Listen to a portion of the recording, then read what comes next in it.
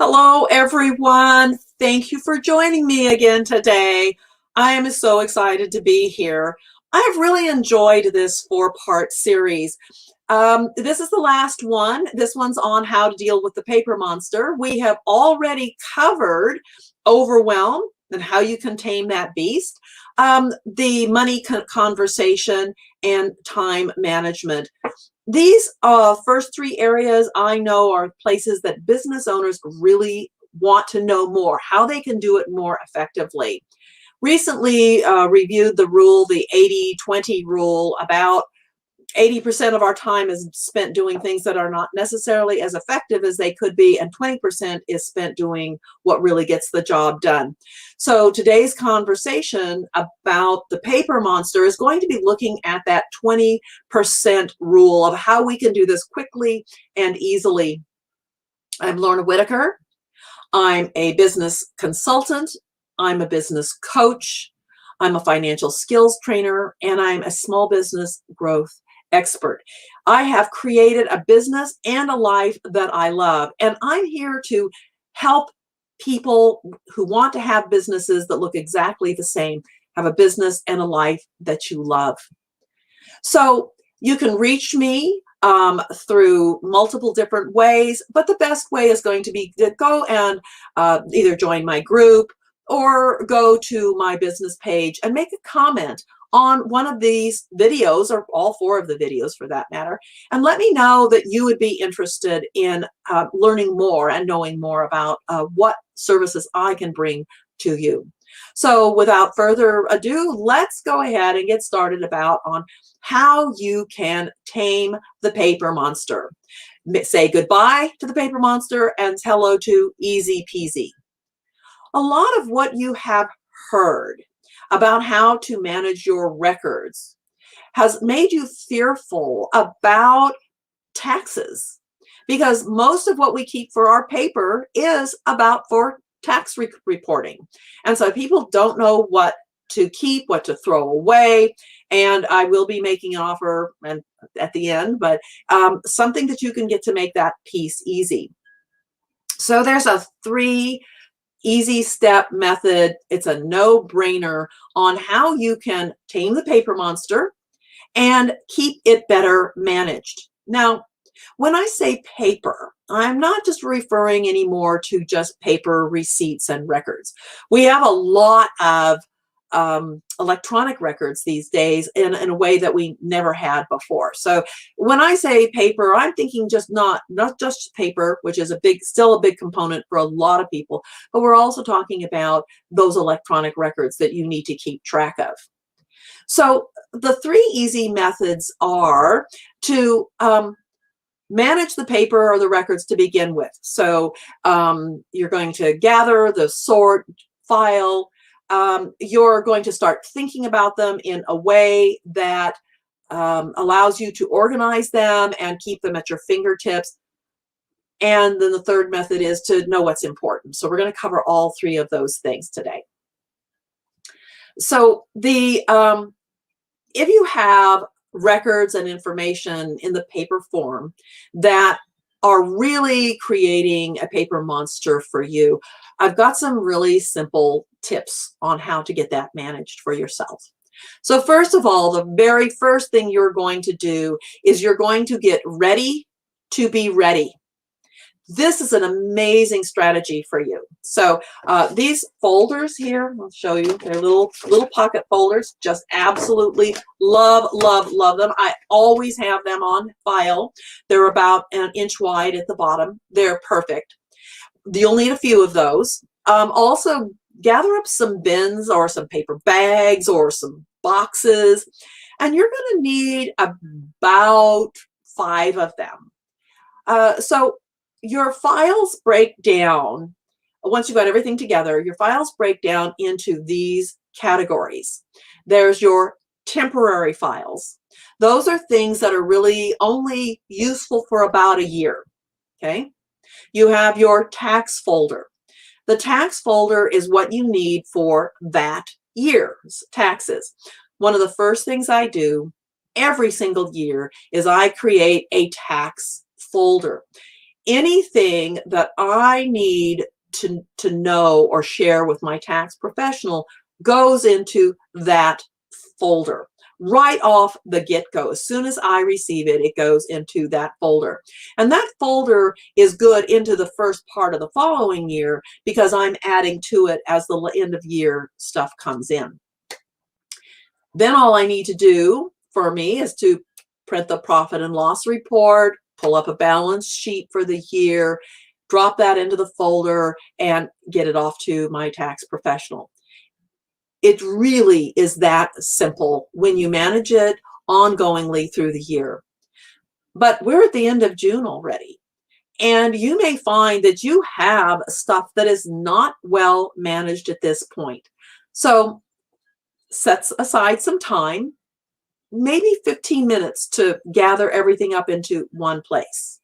And then set up another time where you're going to spend about an hour sorting. So you're going to have a box for the temporary files. You're going to have a box for the taxes. You're going to have a file for business matters, okay? And you're going to have a forever file, and you're going to have a toss bin, stuff you're going to just throw away, magazines that you haven't looked at, periodicals, anything that's coming in that you're going, you know what, I'm never going to look at that, just throw it away. Don't hang on to it. Forever files are those things that you keep for forever. A forever file is maybe you bought a larger printer or a copier or a computer. And one of the things I do is I just staple the receipt to those documents, or I might get a Ziploc bag and I just throw everything into the Ziploc bag, and then I have a place in my filing cabinet where I put forever files. If you're dealing with electronic things, then have an electronic folder that says computer or printer or something like that. Make stuff user-friendly for you. This is actually for your ease, to make stuff so that you can find things quick and easy and make them easy to manage. The old school thought that you have to label everything or hole punch everything, it just isn't necessary. Years ago, I went into a new office and my predecessor had everything in binders and everything was hole punched.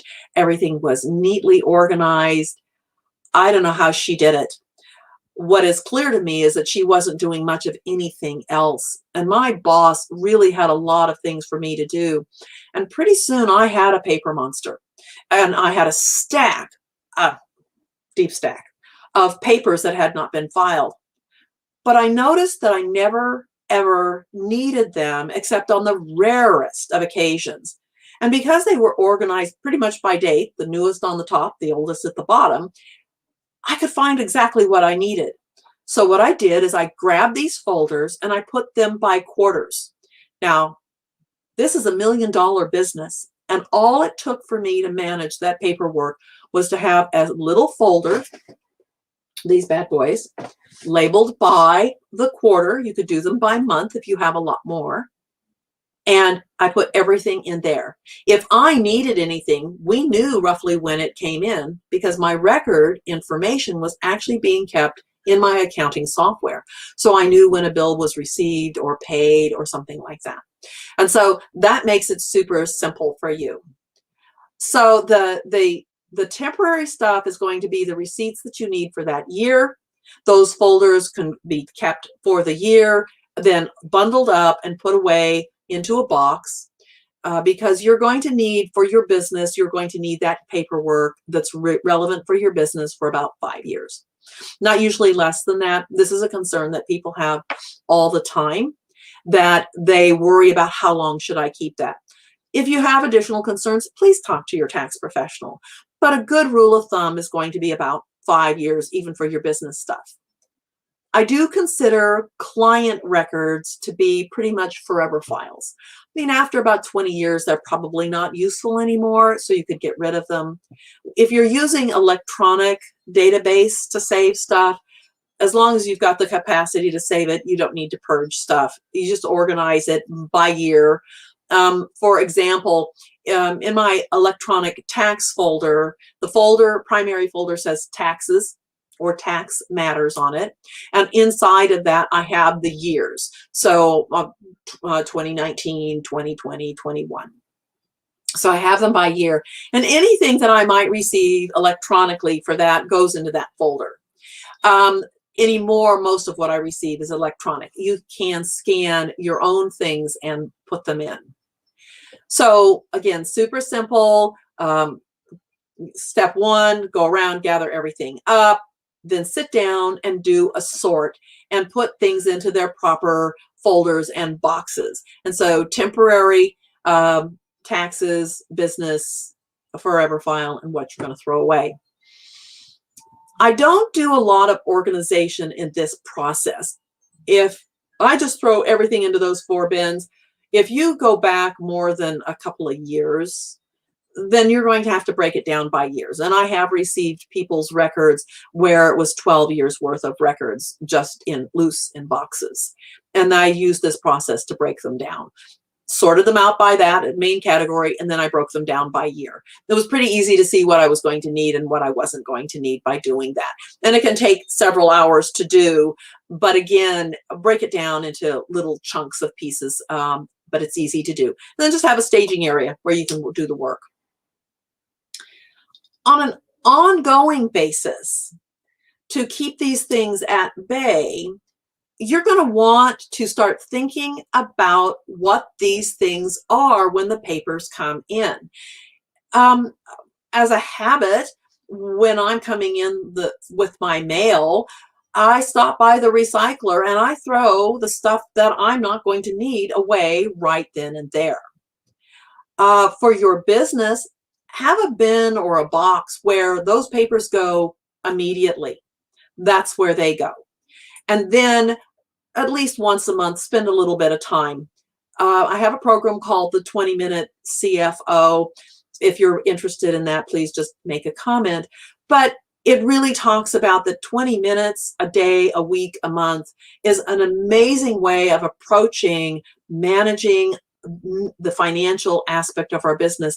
And it applies to lots of different areas as well, including managing papers and receipts. When you get a receipt confirmation for something that you purchased, go ahead and save it into its file right then and there. It takes mere seconds. Get your folders set up, and you'll be surprised at how easy and effortless it can be if you'll do it right then and there. If you wait, pretty soon all of that stuff is buried in your emails. And it is your responsibility from that tax conversation to be able to produce these records. And that brings me to the third-party apps. A lot of people have told me, oh, I just got this app. It allows me to scan my receipt right then and there, and then I can throw it away, and I don't have to worry about it. That takes you time. And there's another consideration for that. Those third-party apps, once you upload your information into them, if you stop paying for that service or they go out of business, all those records are gone. They're gone. And if you are to be audited, and thankfully that doesn't happen very often anymore, but it might, so you need to plan for it. You need to have those records at your fingertips. So I really encourage you to use some kind of a cloud archiving system, whether it's a Google Drive or whether it's a Dropbox or OneNote or some other system that you have. Go ahead and save them on your own. Be responsible for that. And as paperwork is coming in or electronic stuff is coming in, you say, what is it? Do I need it? Will I need it? And only deal with those things that have the highest level of importance that you think you're going to need. The real level of importance falls when people go, what do I need to actually keep for my taxes? The most important documents that you need for your taxes are going to be your bank statements, your credit card statements, important relevant receipts, and perhaps a mileage record or some way of tracking your mileage if that's something that is a big deduction for you. So there might be something that you need to put in place for that. But your calendar can work to help you document your mileage. But your credit card statements and your bank statements have on them the electronic signatures of those transactions, who you bought stuff from. Your receipts job is to show that it was actually a legitimate business expense. So big ticket items, you must keep those receipts. Those are very important. You're going to need them for tax purposes, depreciation purposes, and you also need them if the item needs to be returned. But once the 3 to 5 years has passed, then you can really stop worrying about those. If you have them in paper form, be sure that those go into your tax folder. And then when you're done at the end of the year, those records are right there at your fingertips. And at the end of the year, you'll just put everything together. And what I do is I go to the dollar store and I get these 2-gallon Ziploc bags because the amount of my records will fit into a 2-gallon Ziploc bag. And then I drop just a sheet of paper that says what year it is. And when I get my tax return, if it's a paper form, I drop it in there as well. Otherwise, I just I just save my electronic copy under my tax matters folder for my business. The important thing here is that you keep these records for a very long time, for those 5 years. So having a good system in place will make it super simple for you. So just to recap, the paper monster can be tamed. It's a lot easier than you think it is or that you have been told. A little organization will save you a ton of time, a lot of frustration, and really will make your tax worry go away. If you find that you're behind on managing your paper for this year, then really set some time aside to get it managed. So go find all your stacks of where your papers are, get them all set into one area, into a staging area that you can maybe push to the side if you don't complete it in one sitting. Go through, grab up some folders for yourself, either the little these little folders here, or some boxes and some bins, and sort them: temporary files, taxes, business stuff, forever file, and what you're going to throw away. For your tax folder, it's fine. If you have a corporation, you're going to have a separate tax folder for your corporation. If, however, you are sole proprietor, then having a tax folder with your personal stuff in it as well as your business stuff in it is fine. And just be sure to create that at the beginning of the year. And do yourself a favor. When you get something that's related to your taxes, put it in the folder now. Don't set it aside. Put it in the folder now. This one habit will really give you a lot more peace of mind. Now, I know a lot of you are worried about what you should keep and what you should toss. So if you would like some more information about that, I have created a little guide to help you with that. So if you would like my what to keep and what to toss guide, please in the comments say, "Me, please." Yes, thank you. Anything. Just let me know you would like a copy of it, and I will make sure to get you a link to that. So again, thank you so much for your time. It has been a real pleasure for me to absolutely share these things with you, to be here and to support your business so that you can have a business and life you love. You've heard me say it before. Success is not an event. It's a result. And it requires our attention and our love to have a business that looks this way. So it's whether you're dealing with overwhelm, whether you're dealing with time management, whether you'd like to understand how to make money and manage your money. These are all things that I really enjoy helping entrepreneurs with. And it has been a real pleasure for me to do this 4 series of presentations for you. And I look forward to doing more.